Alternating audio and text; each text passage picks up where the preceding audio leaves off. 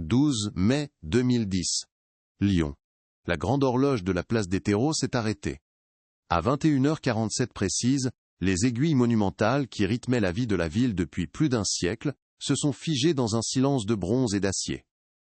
Sur la place, les passants ont levé la tête, un frisson d'incrédulité parcourant la foule. Ce N n'était pas une simple panne, C était une anomalie, une rupture dans le tissu du temps lui-même. L'horloge de l'hôtel de ville N n'était pas qu'un instrument, C était le cœur battant de Lyon, un symbole de permanence et de fiabilité. Son silence soudain était assourdissant, un présage suspendu au-dessus des pavés historiques. Personne ne le savait encore, mais cet arrêt N n'était pas un accident. C était un rendez-vous, un message qui avait mis 15 longues années à parvenir à destination, déclenchant une chaîne d'événements qui allaient déterrer un secret enfoui. Ce jour n'avait rien d'anodin. Le 12 mai N n'était pas une date comme les autres. C était le 15e anniversaire de la disparition de Julien Lefebvre, le maître horloger qui, une nuit de 1995, était monté dans cette même tour pour une réparation de routine, et n'en était jamais redescendu. L'affaire avait été classée, faute de preuves. La police avait conclu à une chute accidentelle dans la Saône voisine, une théorie commode pour clore un dossier déroutant.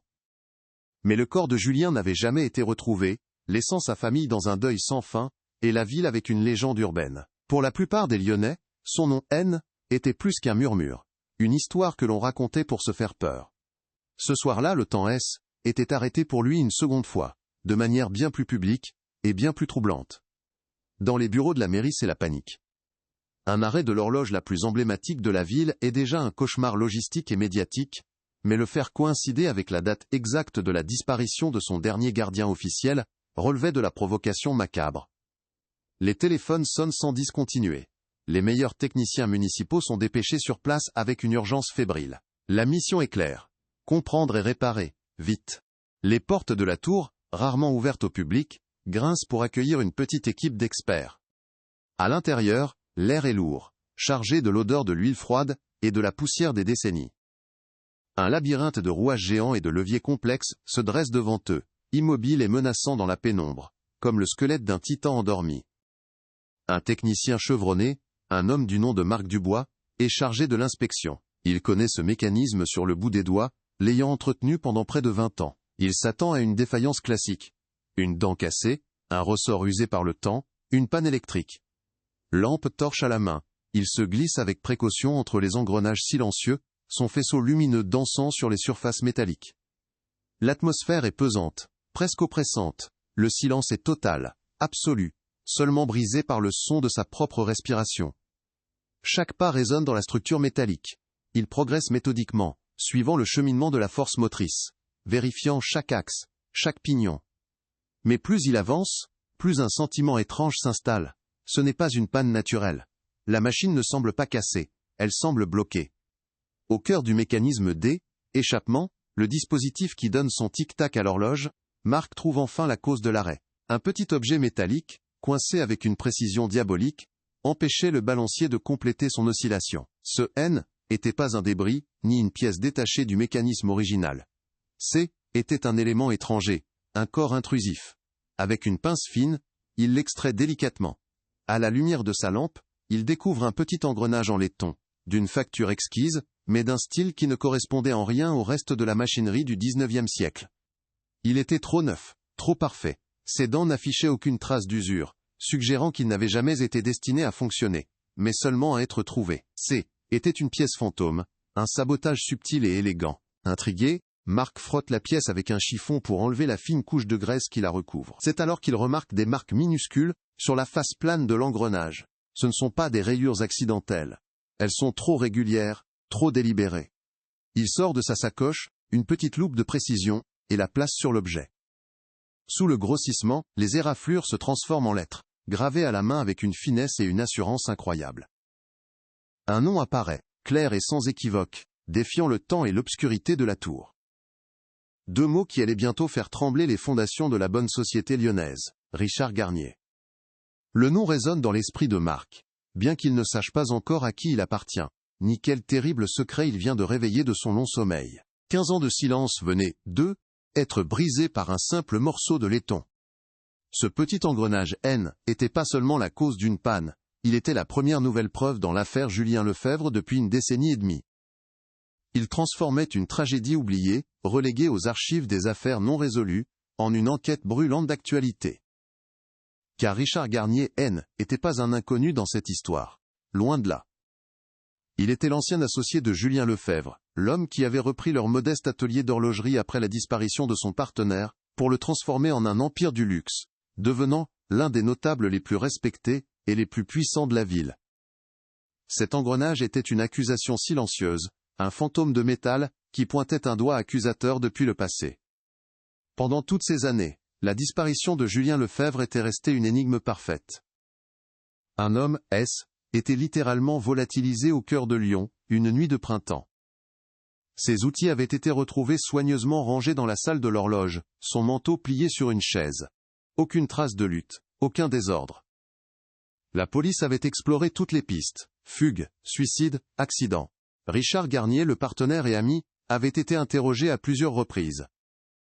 Il avait fourni un alibi solide et avait joué le rôle du collègue endeuillé, avec une conviction qui n'avait laissé place à aucun soupçon.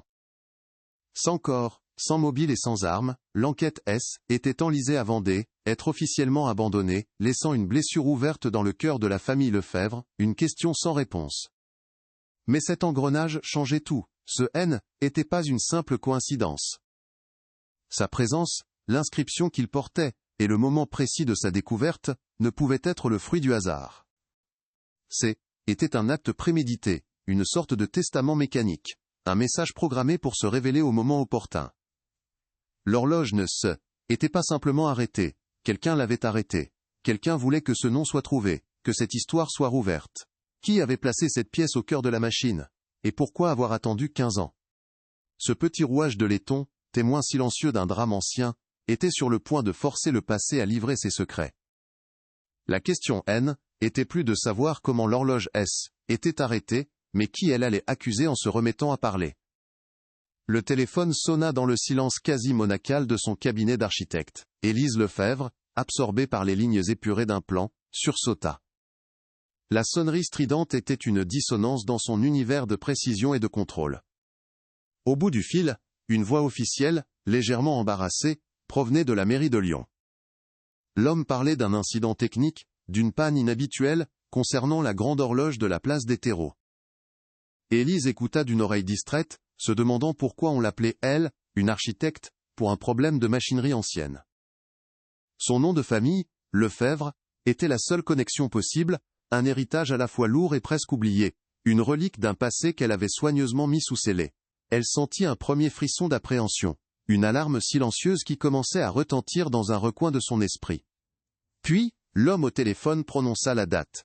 Le 12 mai. Ces 3 mots, si anodins pour le reste du monde, firent l'effet d'un coup de poignard en plein cœur. Le stylo qu'elle tenait glissa de ses doigts, et traça une longue ligne noire sur le plan immaculé. 15 ans. Jour pour jour. Le souffle coupé, elle ferma les yeux, et l'image de son père, Julien, lui apparut avec une clarté insoutenable. Son sourire, l'odeur de l'huile et du laiton qui imprégnaient ses vêtements, le son de sa voix expliquant les mystères d'un mécanisme complexe. La voix au téléphone continuait de parler, mais les mots étaient devenus un bourdonnement indistinct. Le monde ordonné Élise, construit sur des fondations de logique et de résignation, venait de se fissurer. Le trajet jusqu'à l'hôtel de ville fut un supplice. Chaque rue, chaque bâtiment de Lyon, semblait lui renvoyer des bribes de souvenirs, des fantômes de jours plus heureux. Elle gara sa voiture sans vraiment s'en rendre compte, agissant par pur automatisme. La place des Terreaux était un spectacle irréel. Des barrières de sécurité, des camions de télévision, des attroupements de curieux. Tous les regards tournaient vers le haut, vers les aiguilles immobiles de l'horloge. Pour la foule, était une curiosité, une anecdote à raconter. Pour Élise, était un mausolée public érigé pour son deuil privé. Voir sa tragédie personnelle ainsi exposée, transformée en fait divers, ravivait la douleur avec une violence inouïe. L'horloge était plus un symbole de la ville. Était la pierre tombale de son père. Un homme au visage fatigué, le technicien Marc Dubois, l'accueillit avec une déférence presque solennelle. Il la conduisit à l'aile, écart, dans un petit bureau impersonnel aux murs beige, loin du tumulte de la place. L'air y était confiné, chargé d'une tension palpable. Il lui offrit un verre d'eau, qu'elle refusa d'un signe de tête. Elle ne voulait pas de réconfort, elle voulait comprendre. Pourquoi cette mise en scène macabre? Pourquoi maintenant? Elle s'assit sur le bord d'une chaise, le dos raide, les mains crispées sur son sac. Chaque seconde de silence semblait étirer le temps, la ramenant inexorablement vers cette nuit funeste de 1995, vers ce moment où sa vie avait basculé sans retour. Marc Dubois posa délicatement sur le bureau un petit sachet en tissu. Avec des gestes lents, presque cérémonieux, il en sortit un minuscule objet métallique qu'il fit glisser sur le bois sombre. Était un rouage en laiton, d'une facture parfaite, mais visiblement étranger au mécanisme ancien de l'horloge. C'est ça qui a tout bloqué, dit-il d'une voix basse. Coincé avec une précision millimétrique. Ce n'est pas un accident, Madame Lefebvre. C'est un acte délibéré. Élise fixa la petite pièce, cette anomalie mécanique qui avait arrêté le cœur de lion. Elle ne comprenait pas encore. L'objet semblait si insignifiant, si dérisoire face à l'ampleur du chaos qu'il avait provoqué. Était l'arme d'un crime contre le temps lui-même. Ce n'est pas tout, continua le technicien, hésitant. Il lui tendit une petite loupe. Regardez. Sur la face. Élise sentit ses mains trembler en saisissant l'instrument. Elle se pencha, ajusta la mise au point, et son souffle se bloqua dans sa poitrine. Gravé dans le métal avec une finesse diabolique, des lettres formaient un nom. 2 mots. Richard Garnier. Le nom de l'associé de son père. Le nom de l'homme qui avait repris l'atelier. Le nom de l'homme dont le succès était construit sur les cendres de la disparition de Julien. Ce N était plus une panne. Ce N était plus un sabotage. Était une accusation, un message hurlé depuis les profondeurs du passé. Le monde autour Élise bascula. Les murs du bureau semblèrent se rapprocher. L'air devint irrespirable. 15 années de deuil contrôlé, de résignation forcée, de certitudes fragiles volèrent en éclats. La suspicion qu'elle avait toujours refoulée, cette petite voix qu'elle avait étouffée sous des couches de rationalité, explosa en elle avec la force d'une déflagration. Richard Garnier, son sourire affable lors des commémorations, ses paroles de réconfort qui sonnaient si creux, sa réussite insolente. Tout prenait un sens nouveau et monstrueux.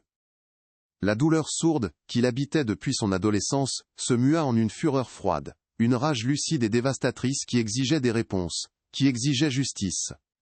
D'une main tremblante, elle tendit la main et prit le petit engrenage. Le contact du métal froid contre sa peau fut comme une décharge électrique. Il était lourd, bien plus lourd que sa taille ne le laissait supposer. Il était le poids de 15 années de mensonges, de questions sans réponse, de nuits blanches. Cet objet N était pas une simple pièce de machine. Était une relique. Une preuve. Peut-être même la dernière volonté de son père, un message codé qu'il avait laissé derrière lui, sachant qu'un jour, le temps lui-même s'arrêterait pour livrer son secret. Était la clé. La clé qui pouvait enfin ouvrir la porte de la vérité, même si ce qui se trouvait derrière était plus terrifiant encore que l'incertitude. Une nouvelle détermination s'empara d'elle, chassant le choc et la douleur. L'architecte méthodique qui passait ses journées à concevoir des structures stables et pérennes, voyait devant elle un nouveau chantier. Démolir une façade, celle de la respectabilité de Richard Garnier, pour mettre à nu les fondations pourries d'un mensonge qui avait duré trop longtemps. Elle ne pleurait plus, ses yeux étaient secs, brillants d'une lueur intense. Elle était plus la jeune femme endeuillée et perdue de 1995. Elle était la gardienne d'un secret, l'héritière d'une quête inachevée. Ce petit rouage était son héritage, et elle se fit la promesse silencieuse de ne pas le trahir. Elle releva la tête et regarda Marc Dubois. Son expression avait changé. La confusion avait laissé place à une résolution de fer. « Je peux le garder ?» demanda-t-elle, sa voix étonnamment stable.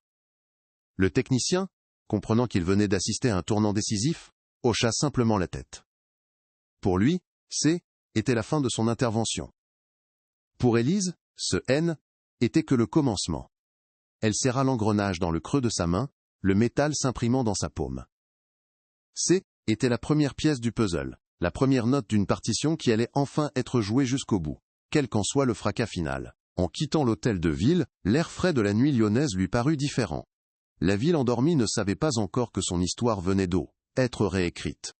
L'horloge silencieuse au-dessus d'elle, N, était plus un symbole de temps arrêté, mais de temps suspendu, en attente d'un verdict. Élise tenait dans sa main bien plus qu'un simple engrenage, elle tenait une promesse.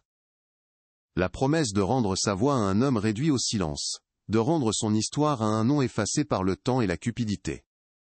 La question N était plus de savoir ce qui était arrivé à son père, mais de prouver ce que Richard Garnier lui avait fait.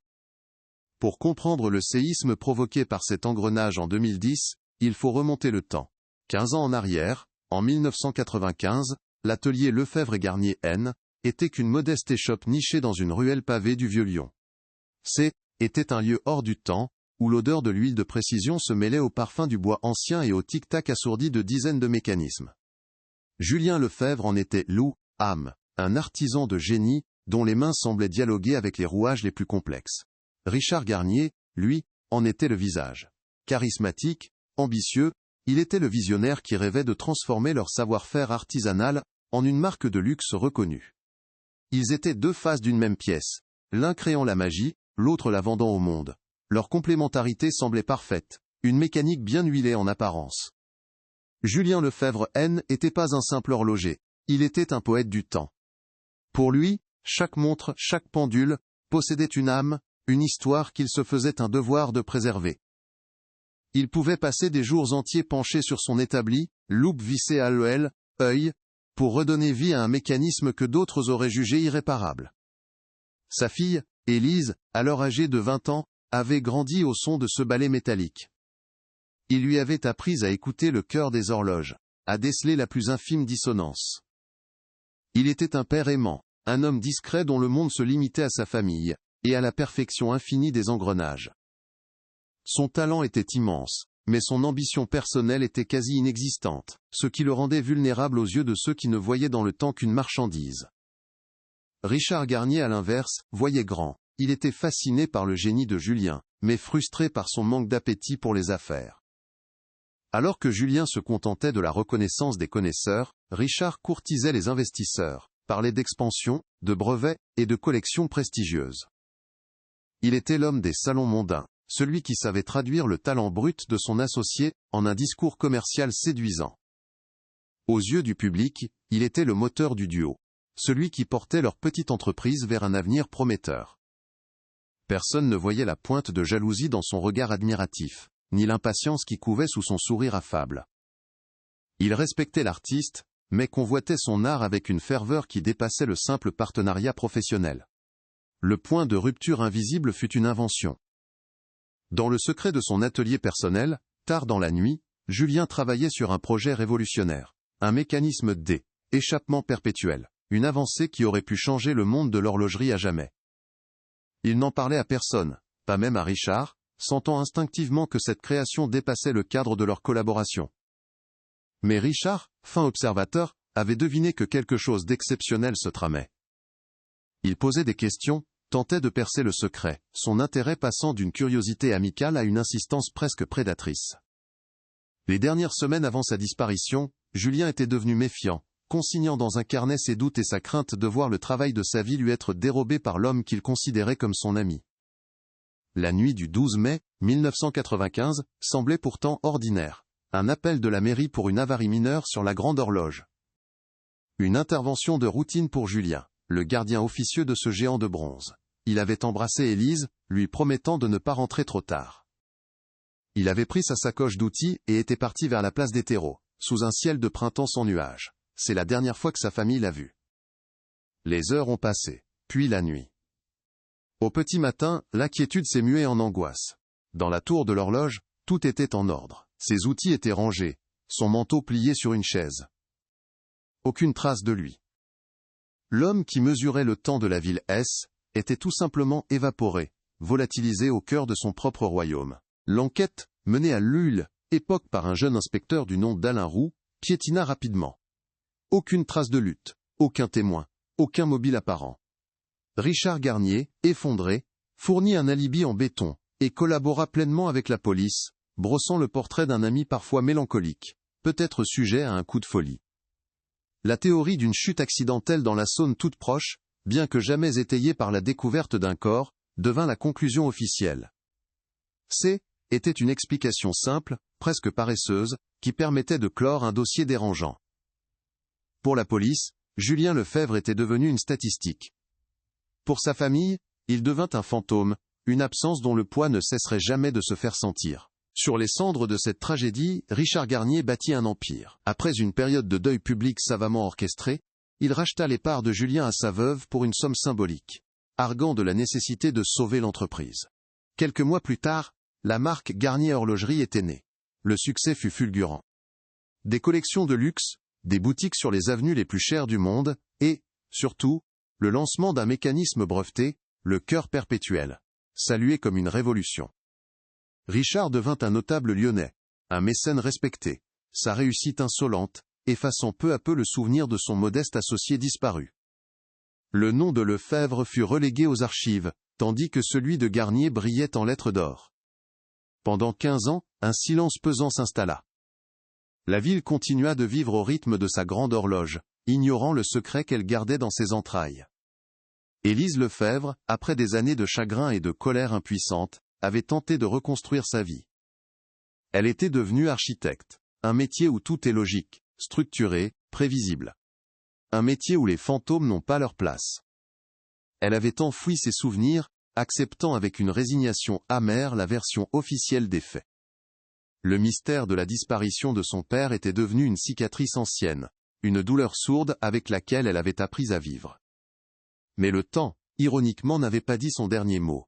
Il attendait patiemment son heure, son propre rendez-vous, pour que la vérité puisse enfin éclater. 15 ans après la tragédie, Élise Lefebvre avait érigé sa vie comme une forteresse contre le chaos. Devenue une architecte de renom, elle passait ses journées à tracer des lignes droites, à concevoir des espaces où tout était à sa place, logique et prévisible. Son appartement, d'un minimalisme quasi monacal, reflétait cette quête de contrôle. Pas de vieilles photographies sur les murs, pas d'objets superflus chargés de souvenirs. Elle avait bâti des murs non seulement pour ses clients, mais aussi autour de son propre cœur, créant une structure impeccable pour contenir une douleur qui n'avait jamais vraiment cicatrisé. Le nom de son père était un fantôme qu'elle gardait enfermé dans le caveau de sa mémoire, une absence qu'elle s'efforçait de ne pas nommer. De peur que le simple son du mot ne fasse s'effondrer tout son édifice. Sa résignation était une œuvre d'art, fragile et méticuleuse. Pendant ce temps, Richard Garnier régnait sur son empire. L'ancien associé, l'ami endeuillé, était devenu une icône du luxe français.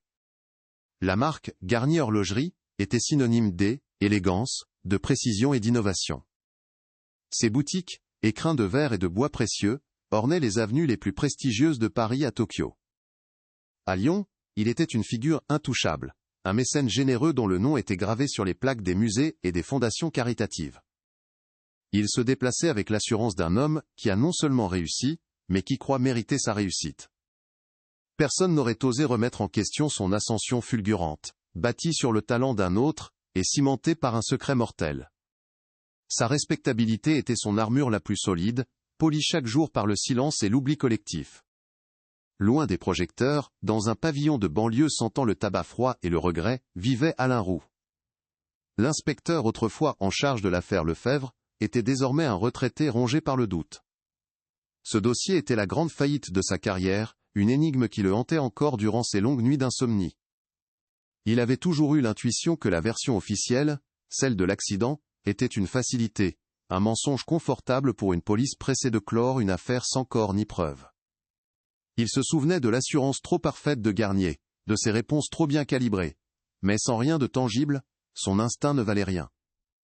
Les cartons de l'affaire Lefebvre prenaient la poussière dans son garage, un mausolée de papier témoignant de son impuissance passée et de sa frustration toujours vive. Dans la rédaction bouillonnante d'un journal en ligne lyonnais, une jeune journaliste nommée Chloé Durand cherchait l'histoire qui lancerait sa carrière. Ambitieuse, tenace et dotée d'un flair redoutable, elle sentait que les faits divers en disaient souvent plus long sur une ville que les discours officiels. La panne de la Grande Horloge, ce 12 mai 2010, était pour ses collègues qu'un incident technique pittoresque. Mais pour Chloé, la coïncidence de la date avec l'anniversaire de la disparition de l'horloger était trop parfaite pour être une simple anecdote. Était une dissonance dans la partition bien réglée de la ville, une note étrange qui piquait sa curiosité. Elle ne le savait pas encore, mais son intuition venait de la placer sur la piste du plus grand secret de Lyon. Les relations entre Élise et Richard étaient un chef-œuvre d'hypocrisie sociale. Depuis 15 ans, Ils se croisaient lors de quelques événements mondains, échangeant des salutations polies et distantes. Richard avait toujours joué le rôle du tuteur bienveillant, prenant des nouvelles de la fille de son pauvre ami Julien, avec une sollicitude étudiée. Il y a quelques années, dans un geste de générosité, très médiatisé, il avait racheté puis rendu à Élise les clés du vieil atelier de son père, un lieu qu'elle n'avait jamais eu le courage de rouvrir. Était un cadeau empoisonné, un moyen de clore symboliquement le passé, tout en s'assurant que ses secrets resteraient sous scellés. Élise acceptait cette mascarade avec une froideur passive, son silence étant la seule arme dont elle disposait face à cet homme qu'elle ne parvenait ni à haïr ouvertement, ni à croire totalement. Lyon elle-même semblait avoir oublié. La ville, fière de son patrimoine mais résolument tournée vers l'avenir, avait classé l'affaire Lefebvre au rang des légendes urbaines, une de ces histoires que l'on se raconte pour frissonner un peu. Le nom de l'horloger disparu N évoquait plus qu'un vague souvenir aux plus anciens.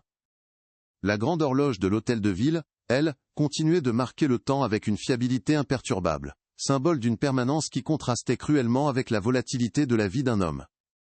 La surface de la ville était lisse, prospère et ordonnée. Mais sous les pavés de la place des terreaux, dans les rouages silencieux de sa mémoire collective, le fantôme de Julien Lefebvre attendait son heure, prêt à rappeler à tous que le temps n'efface rien, il ne fait que suspendre le jugement. Le vieil atelier du Vieux Lyon était resté figé en 1995. Depuis qu'elle en avait récupéré les clés, Élise n'y était entrée qu'une seule fois, submergée par une vague de chagrin si violente, qu'elle avait aussitôt refermé la porte. L'endroit était un sanctuaire inviolé, une capsule temporelle, où l'odeur de l'huile, du métal et du bois ciré, flottait encore dans l'air. Sur elle, établis, des outils minuscules attendaient une main qui ne reviendrait jamais. Des ébauches de mécanismes, des croquis au fusain épinglés au mur, tout parlait de la présence de son père, de son génie patient et méticuleux. L'atelier était à la fois un refuge et une tombe, le lieu de ses souvenirs les plus heureux, et le point de départ de son deuil infini. Était un coffre-fort de souvenirs dont elle n'osait pas affronter le contenu. Ainsi, avant que les aiguilles ne se figent ce soir de mai 2010, le monde de cette histoire était un équilibre précaire. Une fille qui avait choisi l'oubli pour survivre. Un homme d'affaires qui avait bâti son succès sur un mensonge. Un policier à la retraite obsédé par son échec. Une journaliste en quête de vérité. Tous étaient des pièces sur un échiquier endormi, leur destin lié par un drame vieux de 15 ans. La ville vivait dans une ignorance paisible, son cœur de bronze battant à un rythme régulier. Mais, dans le silence de la tour, une anomalie se préparait. Un petit engrenage, placé là des années auparavant, attendait le moment parfait pour gripper la machine, pour arrêter le temps, et forcer tous les acteurs à rejouer la scène finale d'une tragédie inachevée. La paume refermée sur le petit engrenage de laiton, Élise sentit le froid du métal s'infiltrer en elle, chassant les dernières bribes de chagrin pour laisser place à une détermination glaciale. La pièce N était plus seulement un indice. C était un appel, un mandat que son père lui avait transmis par-delà 15 années de silence. Elle savait ce qu'elle devait faire. Il n'y avait qu'une seule personne qui pouvait lui donner des réponses, ou du moins, la trahir par ses mensonges. La confrontation avec Richard Garnier N était plus une option, C était une nécessité. Le temps du deuil passif était terminé. Désormais, chaque minute compterait, chaque parole serait pesée. Elle allait entrer dans l'antre du loup, non pas en agneau égaré, mais en chasseresse, armée de la seule preuve que le temps avait bien voulu lui livrer, après une si longue attente. Le siège social de Garnier Horlogerie était un monument à la réussite de son propriétaire. Un bâtiment de verre et d'acier brossé, au cœur du quartier des affaires de la Part-Dieu, dont l'architecture épurée et froide contrastait violemment avec le souvenir chaleureux et désordonné de l'atelier de son père. En traversant le hall monumental, sous le regard indifférent d'une réceptionniste, Élise se sentit comme une anomalie, une pièce d'un autre temps, dans ce mécanisme parfaitement huilé du succès moderne. Chaque surface polie, chaque tic-tac, feutré d'une horloge murale design, semblait lui crier l'insolence de la fortune de Richard, une fortune bâtie sur une absence, sur un vide qu'elle seule ressentait encore avec une acuité douloureuse.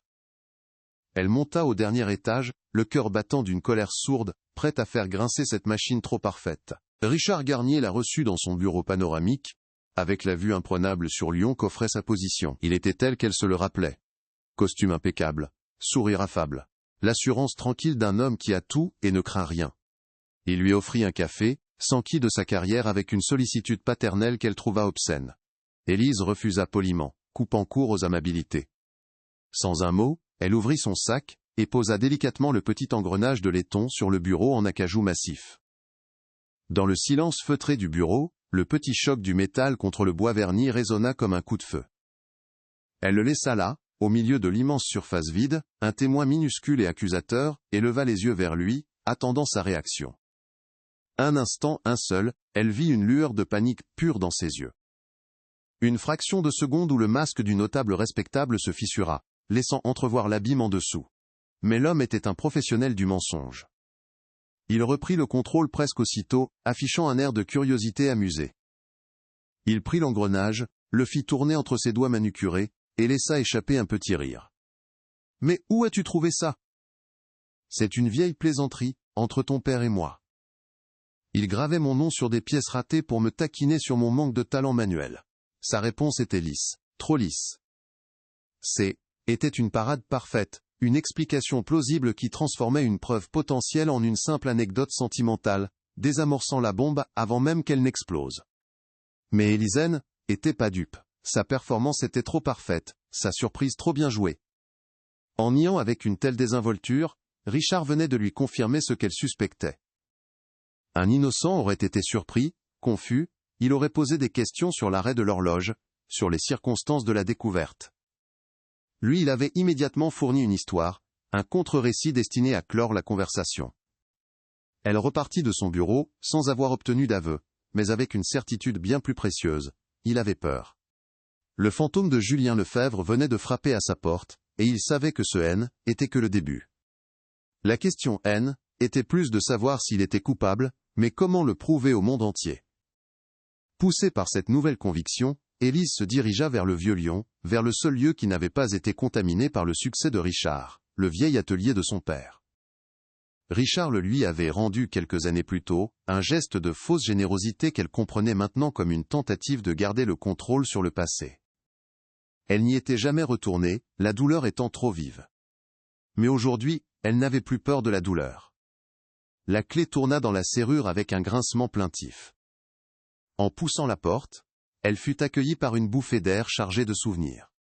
L'odeur, un mélange poignant de poussière, d'huile de lin et de temps suspendu, la frappa en plein cœur.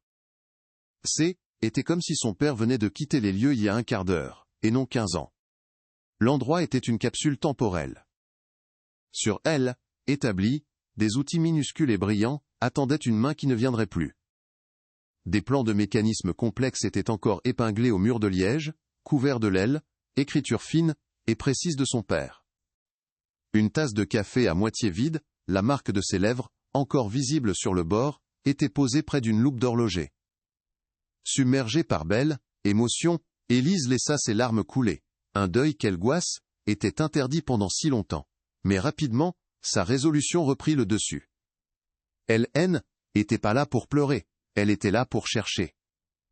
Avec la précision d'une architecte inspectant un site, elle commença à fouiller chaque recoin, chaque tiroir, chaque pile de vieux papiers, cherchant un message, un indice, n'importe quoi que son père aurait pu laisser derrière lui. Après des heures de recherche infructueuses, alors que le découragement commençait à poindre, sa main heurta une anomalie.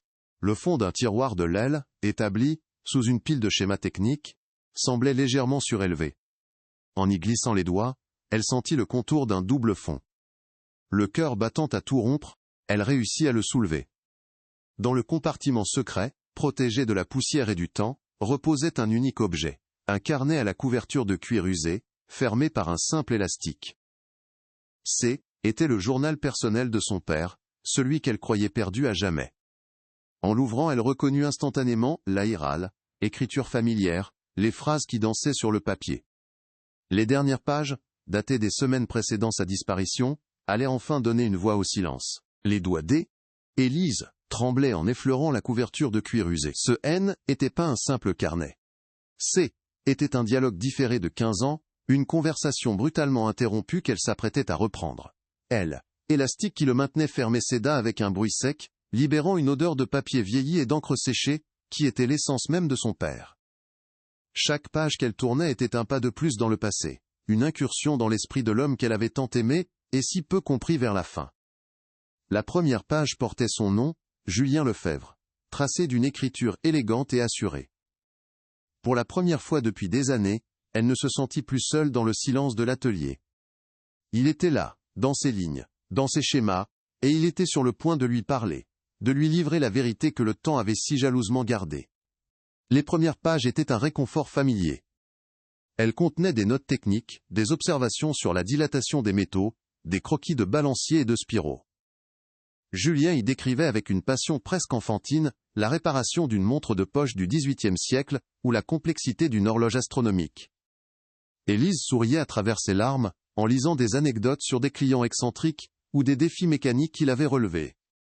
C. était son père dans toute sa splendeur, un artisan méticuleux, un poète des rouages dont le monde était un univers de précision et de beauté.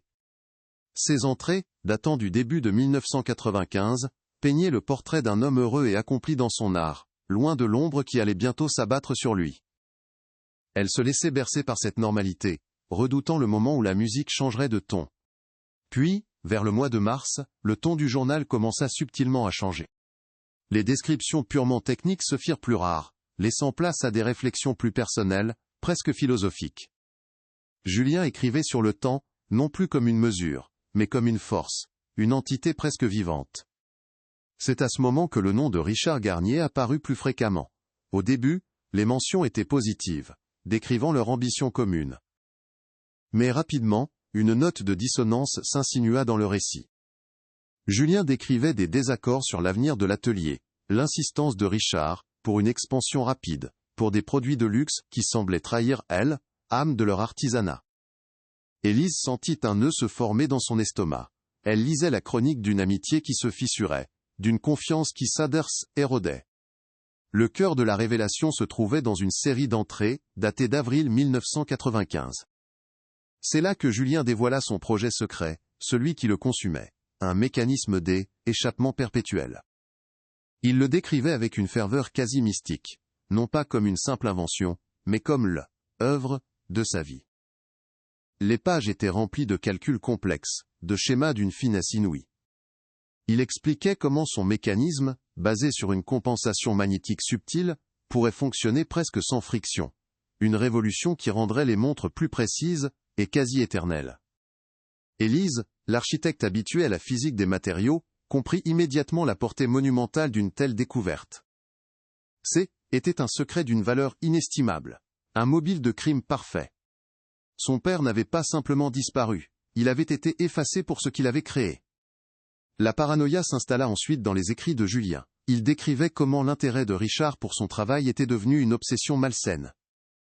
Richard rôde dans l'atelier quand je ne suis pas là, écrivait-il. Il pose des questions insidieuses, tente de me faire parler de mes projets personnels. Son regard n'est plus celui d'un partenaire, mais celui d'un voleur qui évalue sa proie.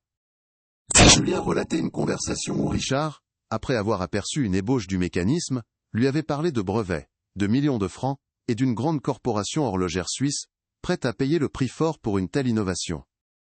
Le refus catégorique de Julien de vendre son âme mécanique avait, selon ses propres mots, jeté un froid glacial entre les deux hommes, transformant leur atelier en un champ de bataille silencieux. Les entrées des premières semaines de mai étaient empreintes d'une peur palpable. Écriture de son père devenait plus nerveuse. Les phrases plus courtes, plus hachées. Il mentionnait avoir caché les plans finaux de son invention dans un endroit que seul un vrai horloger pourrait trouver. Il se sentait épié, traqué. Je crois que Richard a compris que je ne céderai jamais. Sa frustration se transforme en quelque chose de plus sombre. Je le vois dans ses yeux. Élise sentait sa propre respiration se couper en lisant ces lignes. Était comme assister à un meurtre au ralenti, être le témoin impuissant d'une tragédie annoncée. Son père avait vu le danger venir, il l'avait consigné, mais il n'avait pas pu l'arrêter. Le carnet N était plus un journal, était un testament, une dernière alerte envoyée depuis la tombe. L'avant-dernière page était datée du 11 mai 1995, la veille de sa disparition. L'encre était légèrement bavée, comme si la main qui écrivait tremblait. Confrontation inévitable demain. Richard m'a donné rendez-vous à la tour de l'horloge, sous prétexte d'une vérification urgente. Il veut parler du « cœur perpétuel ». C'est le nom qu'il a donné à mon invention. Il se l'est déjà approprié dans son esprit. Je dois mettre un terme à cette folie. Je lui dirai que tout est terminé, que notre association est finie. La phrase s'arrêtait là. suspendu dans le vide. Élise tourna la page, le cœur battant à tout rompre, s'attendant à lire le récit de cette ultime rencontre. Mais la page était vide. Pire que vide. Elle avait été arrachée, proprement, ne laissant qu'un minuscule lambeau de papier dentelé près de la reliure. Le silence de l'atelier devint assourdissant. La page manquante était une preuve plus accablante que n'importe quel aveu. C était la signature du coupable, l'acte final d'un crime méticuleusement planifié pour effacer non seulement l'homme, mais aussi son témoignage. Richard Garnier n'avait pas seulement volé une invention, il avait volé la fin de l'histoire. Élise referma le carnet, avec une lenteur infinie. La douleur et le chagrin avaient cédé la place à une rage froide et lucide. Elle tenait entre ses mains le récit d'une trahison, le mobile d'un meurtre, et la preuve d'une dissimulation. Le puzzle était presque complet. Il ne lui manquait que la dernière pièce, celle qui décrivait les derniers instants de la vie de son père. Et elle se jura, dans le silence de ce sanctuaire profané, qu'elle la retrouverait, quel qu'en soit le prix. Le carnet entre ses mains, Élise sentit le chagrin se cristalliser en une colère froide et calculatrice. La page arrachée N était pas une absence, C était une signature, un aveu silencieux laissé par le meurtrier de son père. Elle comprit qu'elle ne pourrait pas affronter seule le pouvoir et l'influence de Richard Garnier. Elle avait besoin d'un allié, quelqu'un qui connaissait les rouages de l'enquête initiale, quelqu'un qui, peut-être, avait gardé ses propres doutes. Un nom lui revint en mémoire, celui de l'inspecteur qui avait classé l'affaire 15 ans plus tôt, un homme dont elle se souvenait du regard fatigué et insatisfait. Alain Roux. Le trouver était sa prochaine étape, la première manœuvre dans une guerre qu'elle était désormais déterminée à gagner. Elle était plus une victime en deuil. Elle était l'héritière d'une quête de justice. Et ce carnet était son arme. La rencontre avec Alain Roux eut lieu dans un petit café de la Croix-Rousse, loin du faste du centre-ville. L'homme qui se tenait devant elle était marqué par le temps, un retraité au regard las, hanté par les fantômes de ses anciens dossiers. Il écouta son histoire avec un scepticisme poli, habitué aux familles de victimes qui refusent de tourner la page. Mais lorsqu'Héry, Élise posa le journal de son père sur la table, Lélie, étincelle de l'ancien flic se ralluma dans ses yeux. En lisant les passages sur la méfiance de Julien et la description du mécanisme d'échappement perpétuel, Roux sentit une vieille frustration remonter à la surface. Il n'avait jamais cru à la thèse de l'accident, mais il n'avait jamais eu le moindre élément matériel pour étayer son intuition. Ce carnet était la première fissure dans le mur de mensonges que Garnier avait bâti. Roux invita Élise dans le garage de son pavillon, transformé en archive personnelle. Des cartons éventrés débordaient de dossiers jaunis par le temps. Il en sortit un, portant la étiquette « Lefebvre, J. disparition ». Pour Élise, ce fut un choc. Voir la vie et la mort de son père, réduite à un amas de rapports de police, de dépositions et de photographies en noir et blanc, était une épreuve. Elle y lut le témoignage de Richard Garnier de 1995, un récit lisse et sans faille, décrivant un alibi parfait pour la nuit du drame. Roux lui expliqua comment, sans corps ni mobile, cet alibi n'avait jamais été sérieusement remis en question. L'enquête avait été orientée dès le départ, vers une thèse non criminelle, une erreur fondamentale qui avait permis aux coupables de prospérer en toute impunité, pendant une décennie et demie. Consciente que les preuves étaient encore trop minces pour une réouverture officielle de l'enquête, Élise prit une décision audacieuse. Il fallait sortir l'affaire du silence, créer une pression médiatique que Garnier ne pourrait ignorer. Elle contacta Chloé Durand, une jeune journaliste d'un média en ligne lyonnais, connue pour sa ténacité. Lors de leur rencontre, Chloé comprit immédiatement l'ampleur de l'histoire. Un cold case, un notable intouchable, un secret industriel et un objet symbolique au cœur de la ville. C était plus qu'un fait divers, C était une saga lyonnaise. Elle accepta de l'aider, non seulement par ambition professionnelle, mais aussi par une conviction sincère, que la vérité méritait, de être révélée, quel qu'en soit le prix. Leur alliance formait un trio improbable, la fille en quête de vengeance, le flic à la retraite, et la journaliste en quête de vérité. Le premier article de Chloé fit l'effet d'une bombe. Publié en ligne, il ne faisait qu'évoquer des questions troublantes autour de l'arrêt de l'horloge, mentionnant la découverte d'un objet énigmatique, et citant des extraits anonymes du journal de Julien Lefebvre sur une invention révolutionnaire. Le nom de Richard Garnier n'était pas directement accusé, mais l'ombre du soupçon était habilement projetée sur son succès fulgurant, construit sur les cendres de l'atelier qu'il partageait avec son associé disparu. L'article se propagea comme une traînée de poudre sur les réseaux sociaux et dans les cercles lyonnais. Richard Garnier, furieux, publia un communiqué dénonçant des insinuations calomnieuses, mais le mal était fait. La machine médiatique était en marche, et elle venait de réveiller un témoin que personne n'attendait plus. Quelques jours plus tard, un vieil homme contacta la rédaction. Était l'ancien concierge de l'hôtel de ville, aujourd'hui âgé de plus de 80 ans. Rongé par le remords, il avoua à Chloé et Élise ce qu'il avait caché pendant 15 ans. La nuit du 12 mai 1995, bien après l'heure de son intervention officielle, il avait vu Richard Garnier sortir furtivement de la tour de l'horloge. Il se souvient de son visage, blanc comme un linge, et de la précipitation avec laquelle il était éclipsé dans l'ombre des ruelles. À elle, époque, il n'avait rien dit, intimidé par l'influence naissante de Garnier et craignant de perdre son emploi. Son témoignage, tardif mais crédible, venait de pulvériser l'alibi en béton de Richard Garnier. Pour la première fois, il y avait un témoin direct, le plaçant sur la scène du crime présumé. Ce témoignage capital offrit à Chloé un angle d'attaque pour creuser plus profondément. Si Garnier avait menti sur sa présence, il avait probablement menti sur tout le reste. Elle se lança dans une enquête financière fastidieuse, épluchant les archives du registre du commerce de 1995. Avec l'aide d'un contact, elle obtint l'accès au bilan de la société Garnier Horlogerie pour l'année qui suivit la disparition de Julien. Au milieu des chiffres et des lignes comptables, elle découvrit une anomalie.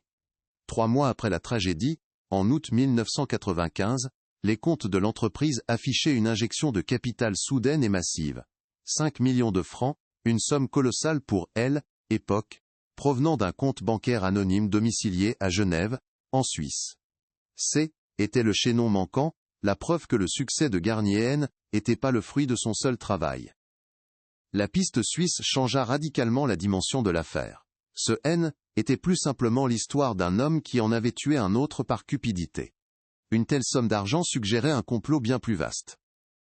Les recherches de Chloé la menèrent à une puissante et discrète corporation horlogère suisse, Helvetia Precision, connue pour ses méthodes agressives d'acquisition de technologie. Or, en décembre 1995, cette même corporation avait déposé le brevet d'un mécanisme révolutionnaire baptisé « Cœur perpétuel », le même nom que Richard utilisait pour son produit phare. La vérité éclata alors dans toute sa monstruosité. Garnier n'avait pas agi seul. Il avait été l'exécutant, le pion local d'une conspiration industrielle visant à voler l'invention de Julien Lefebvre et à éliminer son créateur pour s'assurer le silence éternel. L'ennemi tel était plus un seul homme, mais une entité corporative puissante et sans visage, dotée de ressources quasi illimitées. La pression monta d'un cran. Les menaces ne furent plus voilées. Un soir, en rentrant chez elle, Élise trouva la porte de son appartement forcée. Rien n'avait été volé. Aucun désordre apparent. Mais sur son bureau d'architecte, au milieu de ses plans parfaitement alignés, une seule chose avait été déplacée. Une petite horloge de voyage que son père lui avait offerte pour ses 16 ans, avait été méticuleusement démontée, ses rouages délicats étalés en un cercle parfait. Était un message d'une violence inouïe, une démonstration de force silencieuse et chirurgicale. Il savait qui elle était, ce qu'elle cherchait, et il lui montrait avec une clarté glaçante qu'il pouvait la briser, pièce par pièce. La peur, intense et viscérale, s'empara d'Edo, Élise, mais elle ne la paralysa pas. Au contraire, elle la transforma en une fureur froide. Cette intimidation était la preuve qu'elle avait touché un point sensible, qu'elle était plus proche de la vérité que jamais. Elle appela immédiatement Roux et Chloé. La réunion qui s'ensuivit, dans l'arrière-salle sécurisée du journal, fut tendue. Ils étaient plus des enquêteurs amateurs, mais des cibles. La partie D, échec S, était transformée en une lutte pour leur survie. Ils comprirent qu'ils devaient agir vite, avant que leurs adversaires ne décident de les réduire au silence de manière plus définitive. Le danger N était plus une abstraction. Il avait un visage, celui de la corporation suisse, et il les observait depuis l'ombre, prêt à frapper. Le trio se regarda, une lueur de défi dans les yeux. Ils avaient réveillé un monstre bien plus grand qu'ils ne l'avaient imaginé, une bête corporative, qui ne reculerait devant rien pour protéger ses secrets et ses profits. La question N était plus seulement de rendre justice à Julien Lefebvre, mais de survivre à la vérité qu'ils étaient sur le point de révéler au grand jour. Ils savaient que leur prochaine action devait être décisive, un coup porté au cœur du système qui les menaçait. La conspiration qui avait commencé 15 ans plus tôt dans le silence d'une tour d'horloge était sur le point de s'achever dans le fracas d'une confrontation publique, et ils étaient prêts à en payer le prix. Le temps des questions était terminé, l'heure de l'action avait sonné. La petite horloge de voyage, méticuleusement démembrée sur le bureau de D, Élise, N, était plus une simple menace. C, était une déclaration de guerre et, paradoxalement, une piste. La précision chirurgicale de l'acte parlait un langage que seule Élise pouvait pleinement comprendre. Ce N était pas du vandalisme. C était un message envoyé dans le jargon de son père, un message de pouvoir et d'intimidation qui disait « Nous connaissons ton monde, nous pouvons le démonter pièce par pièce, tout comme nous l'avons fait avec ton père. » Pour la première fois, la peur d'eau, Élise se mua en une fureur glaciale.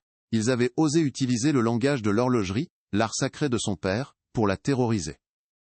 Cette profanation était l'insulte de trop, l'erreur qui transforma sa quête de justice en une vendetta personnelle, une promesse faite au fantôme de son père de ne jamais reculer. Alain Roux, l'ancien inspecteur, analysa la scène avec le pragmatisme d'un homme qui a vu le pire de la nature humaine. « Ce n'est pas LOL, œuvre de voyou, dit-il d'une voix grave, en examinant les rouages délicatement disposés. C'est un travail de professionnel. Quelqu'un qui sait ce qu'il fait, qui a voulu laisser une signature. Il ne cherche pas seulement à vous faire peur, Élise, il vous évalue, il teste vos limites. » Il expliqua que de telles méthodes étaient typiques du renseignement d'entreprise, des nettoyeurs engagés pour protéger les secrets industriels, à n'importe quel prix. La corporation suisse, Helvetia Precision, N, était plus une entité abstraite. Elle avait désormais des agents sur le terrain, des ombres invisibles, capables de pénétrer l'intimité de leur vie sans laisser de traces, sauf celles qu'ils choisissaient de laisser. Face à un ennemi aussi puissant et insaisissable, leur stratégie devait changer. La confrontation directe était un suicide. Publier l'histoire sans une preuve irréfutable ne ferait que les exposer à des poursuites judiciaires pour diffamation, et à des représailles physiques encore plus violentes. Ils comprirent qu'ils devaient jouer plus intelligemment. Il leur manquait la pièce maîtresse, l'arme décisive qui pourrait faire s'effondrer tout, l'édifice de mensonges de Garnier, et de ses commanditaires suisses. Ils n'avaient plus le droit à l'erreur. Leur prochaine découverte devait être la dernière, celle qui mettrait leurs ennemis échec et mat, avant qu'ils n'aient le temps de réagir. La partie D, échec était terminée. C, était désormais une course contre la montre, une course pour leur survie. Poussée par cette nouvelle urgence, Élise se replongea dans le journal de son père, mais cette fois avec un regard différent. Elle ne cherchait plus seulement un mobile ou un récit, mais une carte au trésor. La phrase qui la hantait était « J'ai caché les plans finaux dans un endroit que seul un véritable horloger pourrait trouver. » Jusqu'à présent, elle avait pensé à un lieu physique, un compartiment secret dans un mur de l'atelier.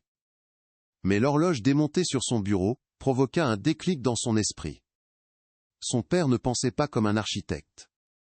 Il pensait comme un horloger. Il n'aurait pas caché son chef d'œuvre astérisque dans astérisque un objet, il l'aurait caché astérisque en tant qu'astérisque objet. Il l'aurait dissimulé au cœur même d'un mécanisme, le transformant en un coffre-fort que seul un initié pourrait déverrouiller. L'idée la frappa avec la clarté d'un éclair. L'horloge astronomique. La pièce maîtresse de son père, une création unique qu'il avait mis des années à construire, et qui trônait toujours dans un coin de l'atelier. C était une merveille de complexité, affichant non seulement l'heure, mais aussi les phases de la Lune, les positions des planètes, et les équinoxes. Un mécanisme si complexe, qu'il constituait en lui-même un langage codé. Elle se souvint que son père la qualifiait de « gardienne de ses secrets ». Ce N n'était pas une métaphore. C était une instruction. Le plan de L, échappement perpétuel N, n'était pas sur un papier caché quelque part. Il était probablement encodé ou dissimulé à l'intérieur même de cette horloge, le sanctuaire inviolable de son génie. Le trio retourna à l'atelier du vieux lion. L'atmosphère N était plus celle, nostalgique, de la première visite. Elle était lourde, électrique, chargée de la conscience du danger. Chaque ombre dans la ruelle pavée semblait les observer. Chaque craquement du vieux plancher sonnait comme une menace. Tandis que Roux, l'instinct de flic ravivé, montait la garde près de la fenêtre, surveillant la rue, Chloé préparait son matériel d'enregistrement, prête à documenter chaque instant, transformant l'opération en une assurance vie. Élise, quant à elle, s'approcha de l'horloge astronomique. La magnifique façade de laiton et des émails bleus semblait la défier, gardienne silencieuse d'un secret vieux de 15 ans. Elle prit une profonde inspiration, sentant le poids de l'héritage de son père sur ses épaules. Avec la délicatesse d'une chirurgienne, Élise commença à examiner l'horloge. Elle ne cherchait pas une serrure ou un panneau secret. Elle cherchait une anomalie dans la logique du mécanisme. Une séquence qui n'avait pas de fonction horlogère. Ses doigts, guidés par les souvenirs des leçons de son père, dansaient sur les couronnes de remontoir et les leviers de réglage. Était un dialogue silencieux avec le créateur de la machine. Après près d'une heure de manipulation tendue, elle trouva la combinaison. Une séquence précise de réglage des disques planétaires. Une manipulation qui, pour un profane, aurait semblé dérégler l'horloge, mais qui, pour son père, était une signature, une clé. Un déclic métallique, discret mais assourdissant dans le silence de l'atelier, se fit entendre. Un petit tiroir, parfaitement intégré dans la base en bois de l'horloge, venait de s'ouvrir. À l'intérieur, protégé de l'air et de la lumière, ne se trouvait pas un simple rouleau de plans. Il y avait bien plus que cela. Une enveloppe scellée contenait plusieurs microfilms, les schémas de l'invention miniaturisés à l'extrême. Mais la véritable bombe se trouvait à côté. Un projet de contrat, rédigé sur du papier à en-tête d'Helvetia Précision, daté du 2 mai 1995, 10 jours avant la disparition de Julien.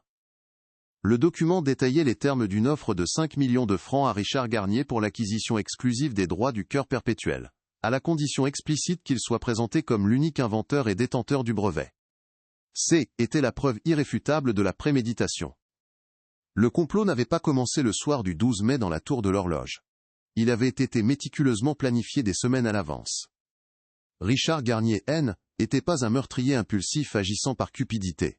Il était l'exécutant d'un contrat, un pion dans un jeu d'échecs industriel dont l'enjeu était une révolution technologique valant des milliards. La corporation suisse N. n'était pas un simple acheteur opportuniste. Elle était le commanditaire, l'architecte du crime. Ils n'avaient pas seulement volé une invention. Ils avaient orchestré l'effacement de son créateur, pour s'assurer que personne ne pourrait jamais contester leur propriété intellectuelle. Le meurtre de Julien Lefebvre était une clause non écrite du contrat. La dimension de l'affaire venait d'exploser. Ce N.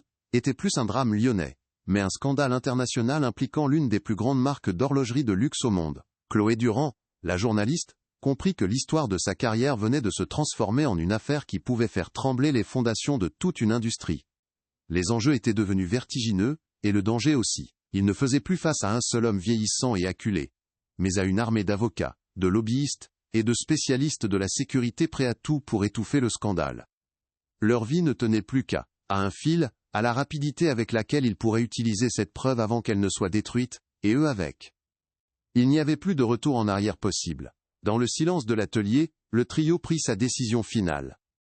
Roux utilisa ses derniers contacts fiables, au sein de la justice, pour obtenir un rendez-vous secret, et non officiel avec le procureur de la République, contournant ainsi les canaux policiers qui pourraient être corrompus, ou sous influence.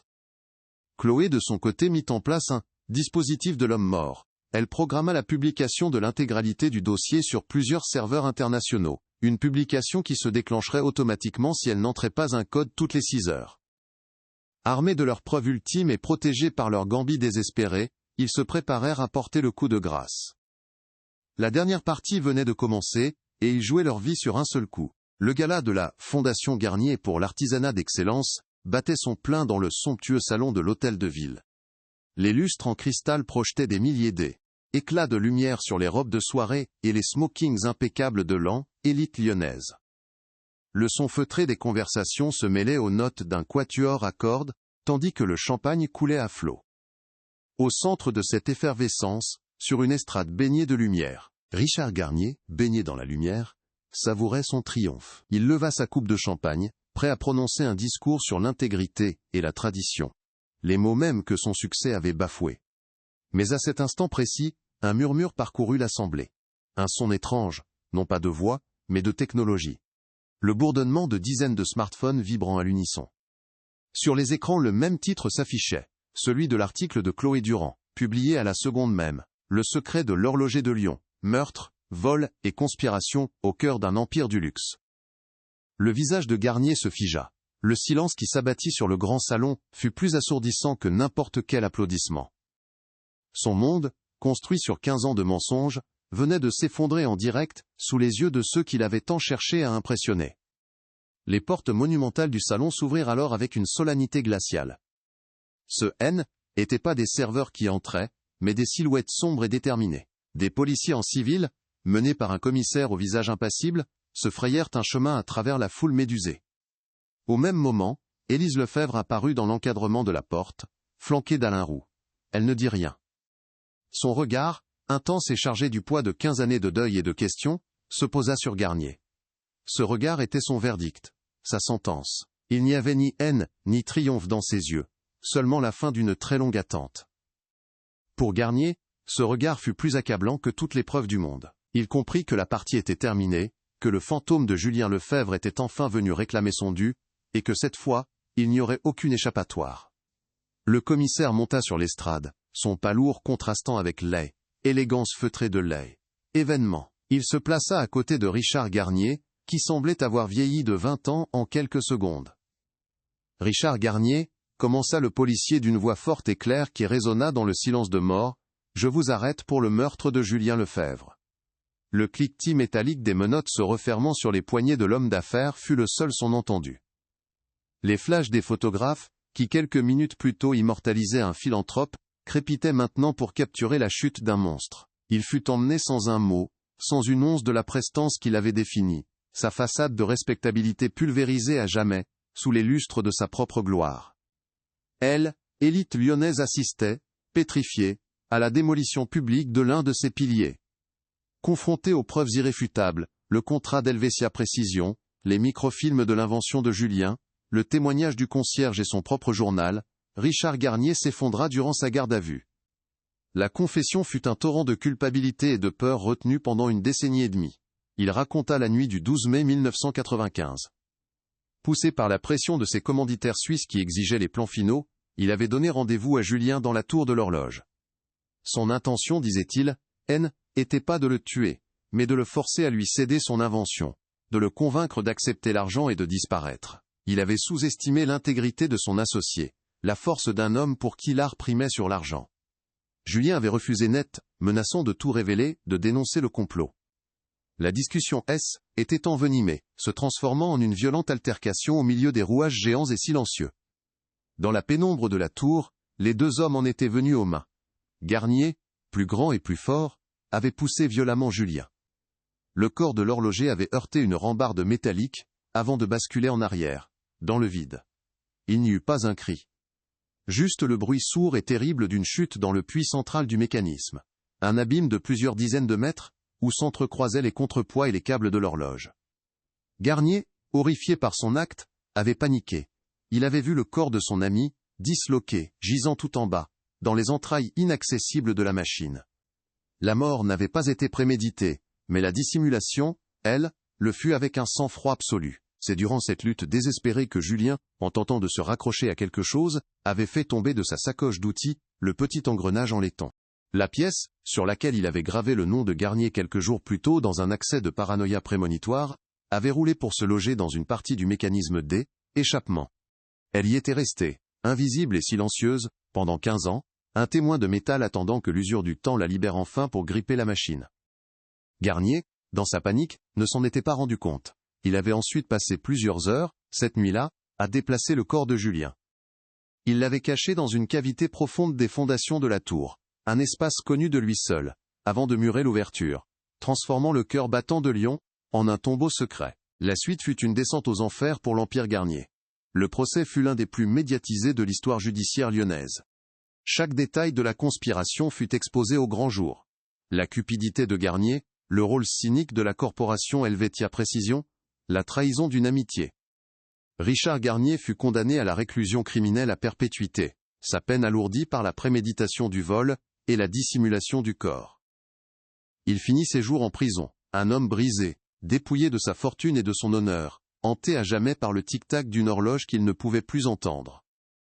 Sa fondation fut dissoute, son nom effacé des plaques qu'il avait fièrement inaugurées, son héritage réduit à celui d'un meurtrier et d'un voleur.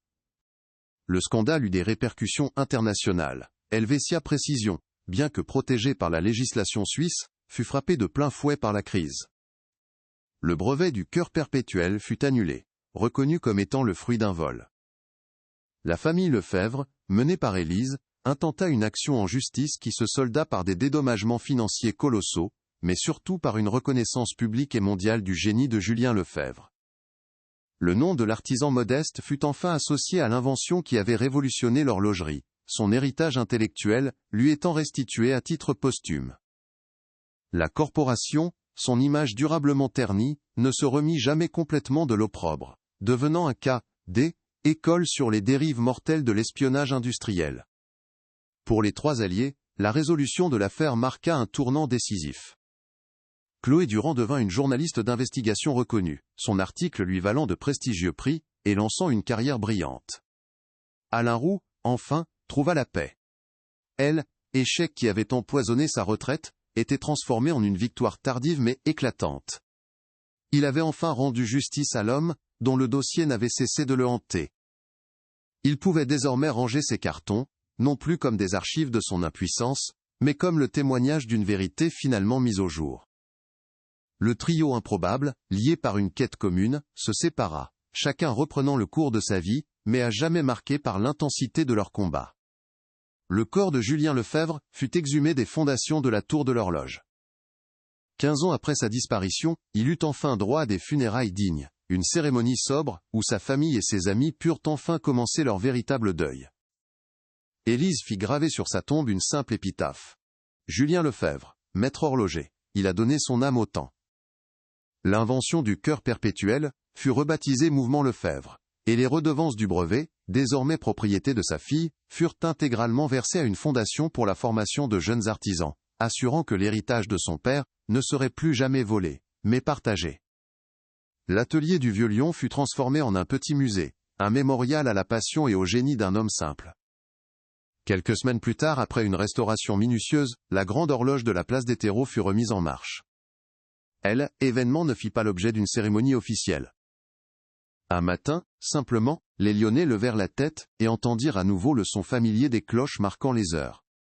Les aiguilles monumentales avaient repris leur course imperturbable, comme si rien ne était passé. Mais pour ceux qui connaissaient l'histoire, leur mouvement avait une signification nouvelle. Chaque tic-tac était plus seulement une mesure du temps qui passe, mais un hommage à l'homme qui avait été sacrifié en son sein, un rappel que la vérité, comme le temps, finit toujours par triompher, même si elle doit parfois s'arrêter pour reprendre son souffle. Élise Lefebvre se tenait seule au milieu de la place, sous le ciel gris de Lyon. Elle écoutait le battement régulier de l'horloge. Le son qui, pendant des années, avait été une source de douleur, un rappel constant de son absence, était devenu apaisant. Était la voix de son père, son cœur mécanique qui battait à nouveau pour toute la ville. Le poids qui pesait sur ses épaules depuis son adolescence était enfin envolé. Elle était plus définie par le mystère de la disparition de son père, mais par la justice qu'elle lui avait rendue. Elle sentit un léger sourire se dessiner sur ses lèvres, un vrai sourire, le premier depuis une éternité. Elle se retourna, et éloigna, marchant d'un pas léger vers son propre avenir, enfin libérée du passé. La justice avait été rendue, les secrets révélés, et les fantômes apaisés. L'histoire de Julien Lefebvre était devenue une légende lyonnaise, non plus une fable effrayante, mais un conte sur l'intégrité, la trahison, et la patience infinie du temps. La grande horloge continuait de veiller sur la ville, ses aiguilles poursuivant leur danse éternelle. Elle était devenue plus qu'un simple instrument. Elle était un mémorial, un symbole puissant rappelant à tous que même dans les mécanismes les plus sombres et les plus complexes, un simple engrenage, un minuscule morceau de vérité, peut suffire à tout arrêter, pour que la lumière puisse enfin se faire. Et dans le silence entre chaque tic-tac, on pouvait presque entendre la promesse que plus aucun secret ne serait jamais enterré si profondément. La justice avait été rendue, les secrets révélés et les fantômes apaisés. L'histoire de Julien Lefebvre était devenue une légende lyonnaise, non plus une fable effrayante, mais un conte sur l'intégrité, la trahison, et la patience infinie du temps. La grande horloge continuait de veiller sur la ville, ses aiguilles poursuivant leur danse éternelle. Elle était devenue plus qu'un simple instrument. Elle était un mémorial, un symbole puissant, rappelant à tous que même dans les mécanismes les plus sombres et les plus complexes, un simple engrenage, un minuscule morceau de vérité, peut suffire à tout arrêter pour que la lumière puisse enfin se faire. Et dans le silence entre chaque tic-tac, on pouvait presque entendre la promesse que plus aucun secret ne serait jamais enterré si profondément, que le temps lui-même ne puisse le déterrer. Pour Élise Lefebvre, la vie reprit un cours qu'elle n'avait jamais vraiment connu, un cours libéré du poids d'une question sans réponse. Elle retourna à ses plans, à ses lignes droites, et à ses structures calculées, mais son travail avait acquis une nouvelle dimension.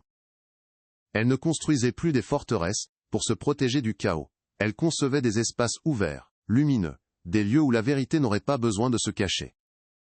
Le petit engrenage de laiton reposait désormais sur son bureau, non plus comme une pièce à conviction, mais comme une relique, un talisman. Était le rappel tangible que son père, même dans ses derniers instants, avait pensé à elle, lui léguant non pas une invention, mais une quête, et la force de la mener à son terme. Était l'héritage d'un amour plus fort que le temps et la mort. L'héritage de Julien Lefebvre, lui, fut entièrement réhabilité, nettoyé de l'oubli et de la calomnie.